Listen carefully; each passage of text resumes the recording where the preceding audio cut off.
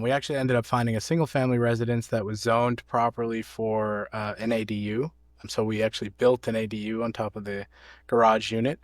And we rented out the main house. We lived in the ADU for about 2 years. That allowed us to save all of our money pretty much. We didn't have any living costs. The rent covered the mortgage plus a little extra. From the main house, we paid off almost $200,000 worth of student loan debt in those 2 years.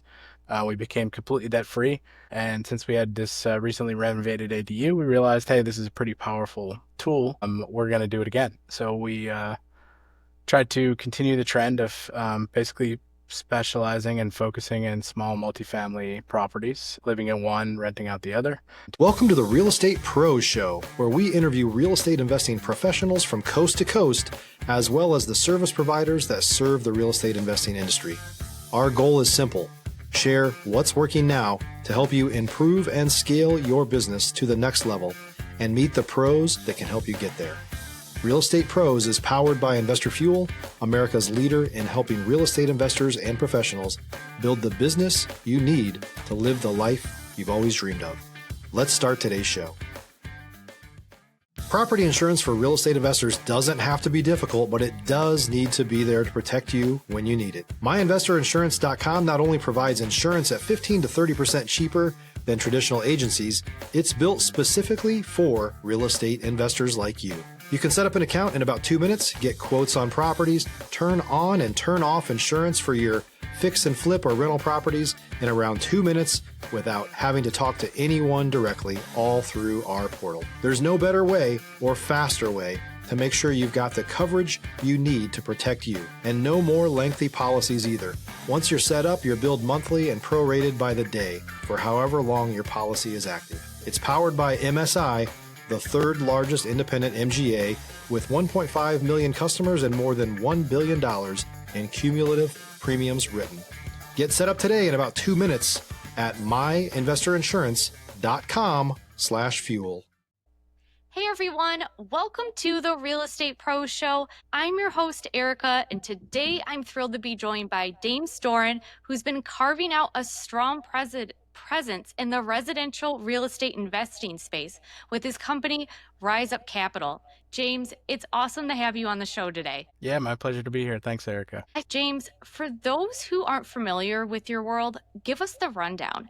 How did you get started in investing? Yeah, it's probably a story that's becoming more and more common, at least lately. My wife and I had corporate jobs, student loan debt. We were renting, and we were looking to just make a move to try to better ourselves. So we decided we were going to purchase a house, and we were going to house hack. We were going to live in one unit, rent out the other, and try to cut our living costs as much as possible. We actually ended up finding a single family residence that was zoned properly for an ADU. So we actually built an ADU on top of the garage unit, and we rented out the main house. We lived in the ADU for about 2 years. That allowed us to save all of our money pretty much. We didn't have any living costs. The rent covered the mortgage plus a little extra. From the main house, we paid off almost $200,000 worth of student loan debt in those 2 years. We became completely debt free. And since we had this recently renovated ADU, we realized, hey, this is a pretty powerful tool. We're going to do it again. So we tried to continue the trend of basically specializing and focusing in small multifamily properties, living in one, renting out the other. That's a great question. We specialize in finding undervalued properties. We've gotten plenty of deals off of the MLS. That doesn't necessarily have to be off market or anything like that, but maybe properties that have been neglected or have the opportunity to build an additional unit, like the first one that we did, add an ADU on. Any way you can really add value to it. Are there any unique opportunities or challenges you're seeing in those markets? Stop living on an island and join the #1 mastermind in America for professional real estate investors. Investor Fuel is a community of hundreds of the nation's top investors working together to build stronger businesses and better lives. In addition to the amazing community of real estate investors acting as a board of advisors for one another, Investor Fuel members have access to 100% funding on purchase and repairs for our members only, a health insurance program, and benefits and discounts that more than pays for the membership of most of our members, meaning it's actually costing you money to not be a member of Investor Fuel.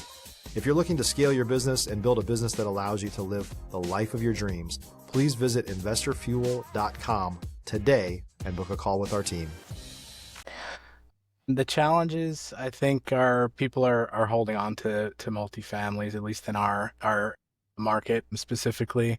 So the opportunities are kind of few and far between. And sometimes it feels like, when one pops up, it's not necessarily a great opportunity. So there's definitely some tactics that we've implemented as far as negotiation strategies and creative financing to get these deals under. So, James, I was checking out your website, riseup.capital, and it's clear that you're focused on creating value for both investors and clients. How do you balance both of those things while maintaining good margins? Yeah, really great question. We basically were founded on the principle that everybody can win. Everybody can get a piece of the pie. The way that, just to answer your question very directly, the way that we can do that is by not being greedy, right? Not trying to take all of the profits available for ourselves, understanding that somebody else helping us to get ahead or get a really good deal on a property by having a cash offer, right? Let's say if it's a private lender, we can help them out the same way by giving them a great return on their investment. And that's really what we try to stick true to. And that's the reason we've been successful so far. And that's the reason that people that have worked with us want to continue working with us. That's great, James. Hey, given your experience, what would you say is one thing that newer investors often get wrong, but how can they avoid that mistake? I think we fell prey to the same type of thing of really just overly analyzing everything, trying to make sure that we were the most absolute experts before taking any step forward, paying for classes and researching and talking to many different realtors and investors, especially the first time that we used somebody else's money on a deal. We wanted to make sure we were able to deliver 100%. So I think taking action is an important step. If you've done your homework and you've learned how to run the numbers and you are confident that you have a good deal in front of you, go for it, give it a try, and make sure you're prepared, but don't be afraid to take action either. Don't wait and sit on the sideline for years at a time. James, every real estate investor has a moment where things get real. Can you share one of those moments on your journey? Yeah, absolutely. There's plenty. Just like any investment medium, really, there's risk, and we always try to make sure, because of a little bit ties into that kind of analysis paralysis we had to overcome, but we always make sure there's a plan B, a plan C, and a plan D. We don't do anything without knowing what we're going to do if things go south in 3 different ways. So really having those exit strategies laid out and having them be tangible, not just a general idea, right? If my goal is to rent this property out and cash out, refinance it, and have it as a long-term rental, but it doesn't get appraised for what we thought it was going to get appraised for, then what are we going to sell it for, right? And we have to know that number as well. Just having that full. There's definitely been a time where we've had to resort to plan B, never plan C so far. Hopefully we keep it that way, but we're not doing high volume deals either. We're not, some people are out there doing 25, 30, flipping 25, 30 houses at a time. We look for really 1 to 2 high impact deals per year and make up for the lack of quantity in the quality. If you're looking for consistent, high-quality leads, look no further than Investor Machine. Investor Machine isn't just another agency. It's the most sophisticated, data-driven lead generation company on the planet for real estate investors, and serves the role of being not just a lead generator for your business, but a marketing partner that is helping you achieve your goals along the way. Go to investormachine.com to learn more and schedule a call with our team today.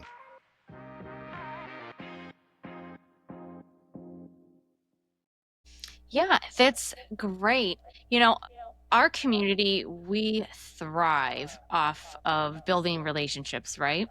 So, for you, James, what's been the biggest game changer in terms of building relationships and growing your network in real estate? It's a little cliche, I would say, but we've kind of made our circle people that are interested in doing the same thing. And I know I actually hated when people gave me that advice, but we did that by accident and it became extremely valuable. Now I'm on the other side of that and I get it. But just surrounded ourselves with people that are doing the same things. We're still always trying to expand that and be with people that are doing what we want to be doing, not even what we're doing now. Just learning from them, getting better, talking about those things. When you're living and breathing that and your social circles are doing the same thing and you have friends that are, looking for places to invest their money and people that are looking to learn from you on how to get involved in real estate. It's just kind of lifts you up. Yeah. Yeah. Looking ahead, what do you see on the horizon? What are you looking to grow or scale? So we definitely seem to be doing really well in the small multifamily space, so 2 to 4 units. I think we have kind of found our niche there. We'd like to continue in that space. We're really looking to take on some private lenders, additional private lenders, to continue delivering those high impact deals. So we've done about one a year, and we want to get that to 2 to 3 a year. Now that we have the experience, now that we've had the success with it, and we've gone through the process using other people's money to purchase these properties. So really just building out that network, building out that private lender list and helping other people earn passive income alongside us. Yeah, yeah, that's awesome. Speaking of building relationships in the investor space, you need to build long-term relationships for these deals to be successful. How do you flesh that out? And like, what are you looking for in someone when you're determining if they're a good partner or not? Yeah, I think it's really one of the key determining factors for us is that they're like-minded. They're not, I mean, of course everybody wants to get as most bang for their buck or the biggest return that they can. And that's fair and I wouldn't expect anything less, but also not trying to get greedy and screw people over and really get more than what was agreed upon and trying to sniff that out early on in a relationship is very difficult, but we believe in giving people a chance and giving them the benefit of the doubt and letting them prove us wrong if they're going to do that. So we haven't really had any cases where we had trouble or relationship go south because of any of those types of things. And 100% of the people that have either lent their money with us or worked with us contractor wise or real estate agent wise have come back to work with us again. So we're very proud of that. And we want to be the people that people want to work with. So That's awesome. And earlier when we were talking, James, before we recorded, I know you had said that you guys are very risk averse, sure. and that can be a downside. But the positive is you probably kind of know how to calculate things, and you don't have as many crazy bad stories because of that. The point I'm getting at is how do you assess and mitigate risks when evaluating a new property? Because there's probably something in there that our listeners would love to learn. If you're a new or newer real estate investor looking to launch or grow your real estate investing business, please check out Investor Fuel Club. It's a coaching community, but unlike anything you've ever seen before. And you can actually partner with members of our mastermind from coast to coast on deals right in your market. There's no better opportunity to build a consistent business than to literally partner with pros to help you avoid costly mistakes, avoid the need for capital to do deals, and help you eliminate your fears as you're starting your business. Learn more about Investor Fuel Club at investorfuel.com/club. Yeah. Yeah, exactly. We do that. That's part of the reason that we have such a low quantity of deal flow, and also part of the reason that the one or two deals that we do a year are bringing in $2,000 a month instead of $200 a month. So we'd rather focus on that. I think having the exit strategies laid out, like I said, is a huge one. Running your numbers extremely conservatively, I think, is very important. It's very easy, especially early on, to look at it and say, well, if I could just get a little bit extra here, or if the percentage was just a little bit lower, then this would work out. But you have to be realistic about it, and you have to build in a little bit of a cushion because things are not going to come out or play out exactly the way you drew them up on paper ever. So especially in this industry, I think just being conservative, expecting things to go a little bit wrong or a little bit differently than you planned, and then if they go very differently, having those alternative plans, and not just one but two or three. Yeah, totally. Would you mind kind of walking through that a little bit? Like, can you just kind of give us an example of, what those alternative plans are, since, you guys are what I'm going to say are the experts on avoiding any risk because you carefully plan things out. Yeah, yeah, absolutely. So I'll give you the most recent example for a deal that we were analyzing, submitted an offer on actually. So we weren't sure. It was listed for about 300,000. We weren't sure of the zoning, so we were trying to confirm with the town before we submitted an offer, but the deadline was coming up if we were going to be able to add a unit on there or not. So we chose to run all of our numbers without being able to add that unit on. And if we are able to, great. If it works still without it, then it's worth submitting an offer. And we weren't sure. We found out a little bit later that it was in a zone A flood zone. So we had to add a significant amount to our insurance costs each month. We were playing around with different lenders from the banks. What were we going to be able to land a rate at?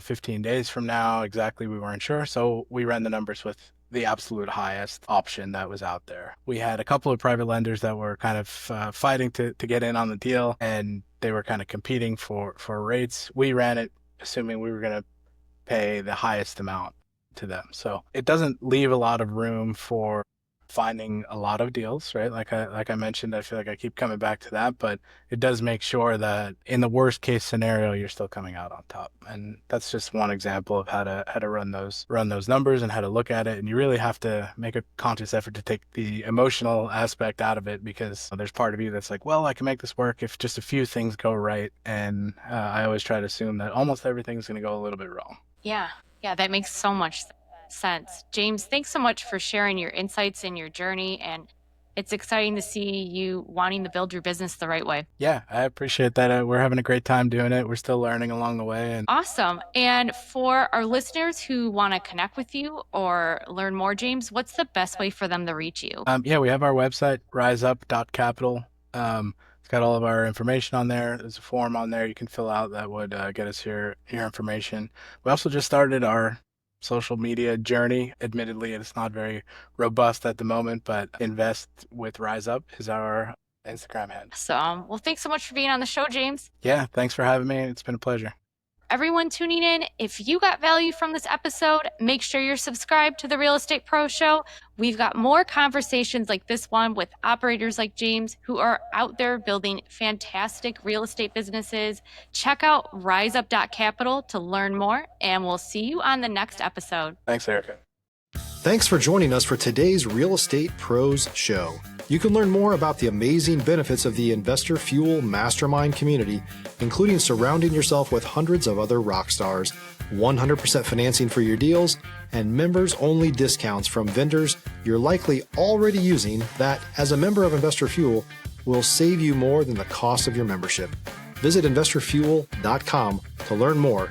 If you're interested in joining us as a guest of this show, please visit investorfuel.com/pros to apply. You can also check the show notes for access to free resources, how to get access to world-class lead generation, and much more. Don't forget to subscribe so you never miss another episode. Have a great day. We'll see you on the next show.